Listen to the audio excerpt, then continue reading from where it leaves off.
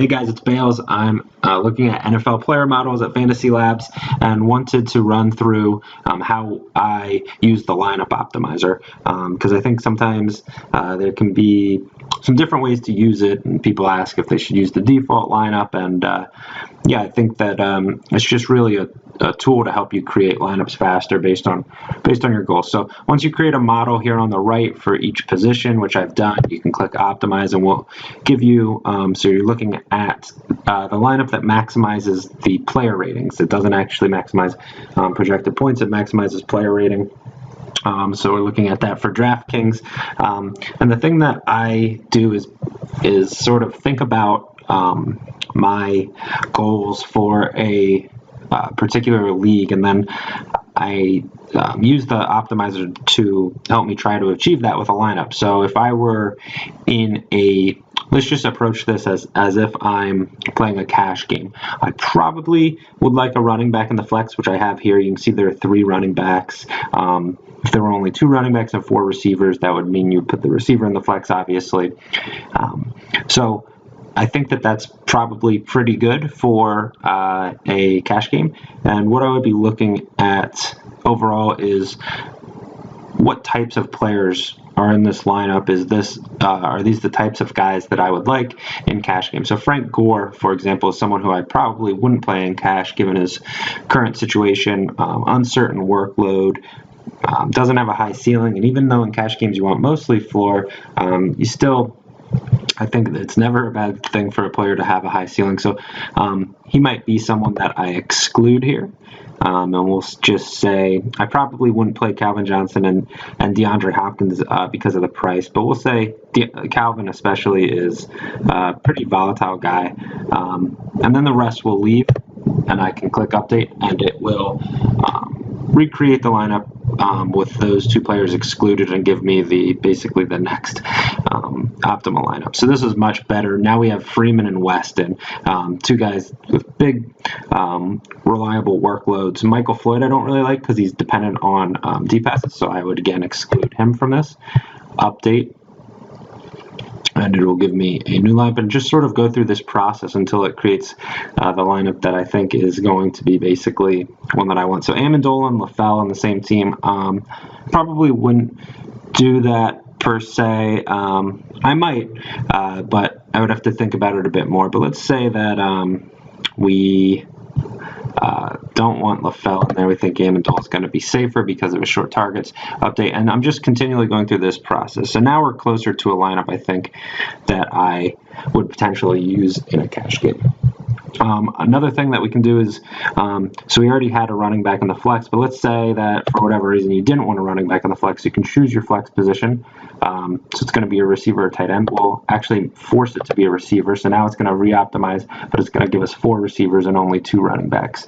I like to use this for cash games when I definitely want a 3rd running back in there, and then also in tournaments to get a lot of times you want 4 receivers because they are more volatile, which is good. They have higher upside relative to their cost a lot of times, and they're also more likely than tight ends to go over 100-yard bonus on DraftKings. So yeah, so now we have a lineup with 4 receivers. Again, wouldn't play this because of DeAndre and Cecil in the same thing, so I might remove DeAndre from that, recalculate, and just continue to go through this process. Sometimes the optimizer is pretty quick. We're working on the speed. It's fast enough. Sometimes it'll be a little longer because we truly go through a whole bunch of different possible combinations to actually optimize the lineup for you.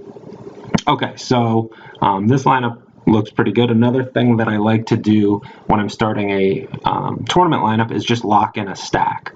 So let's say that I want Carson Palmer for sure, but I want to use Fitzgerald. So I would go to receiver, find Larry Fitzgerald, lock him in over here on the left, and I can update. And now this lineup will have Palmer and Fitzgerald locked in. They're forced into the lineup, and it will optimize around that. And so this actually looks like a really good lineup. I think I do like this quite a bit. So this might be something that I would potentially use in a tournament. Maybe remove Golden Tate. Like he's probably, his upside's good enough for the cost. But yeah, so we will go back. I'm gonna return all of these players, and we'll re-optimize. Actually, unlock Palmer and Fitzgerald, and then there we go.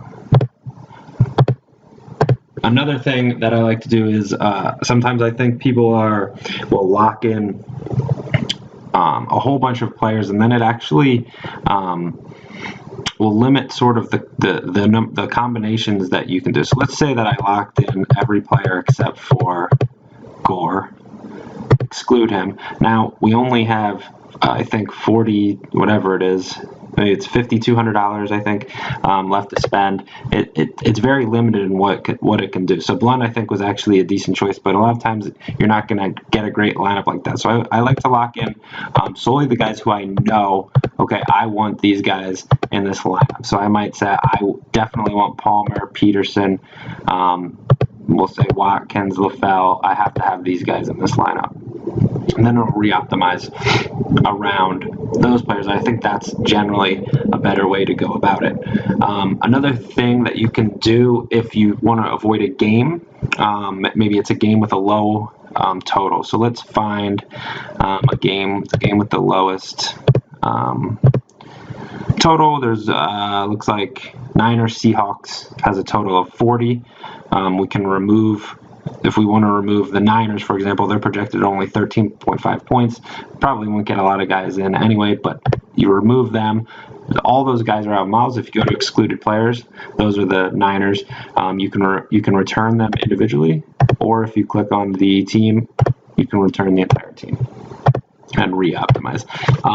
But again, I think that the most important thing here is, you know, the optimizer is going to be good at just showing pure value, but it doesn't know certain things. It has blind spots. It doesn't know every correlation. So it's not automatically going to stack for you in tournaments. It's not automatically going to avoid playing two running backs who are in the same game, which might be something that you don't want to do.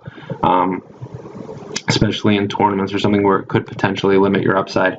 It doesn't know necessarily a player's range of outcomes, right? Your model might emphasize, say, ceiling if you weight that high, and it will generally look for higher ceiling players because they'll have higher ratings, but it doesn't know those ranges of outcomes. So it just knows that Frank Gore is a good pure mathematical value. It doesn't know that you probably wouldn't want to use him in a cash game. So that's more or less what I'm looking for, is just using the optimizer not as, you know, that it's flawless, but using it just as a tool to help me create lineups and look for the types of players who I want in my lineup who are also really good values.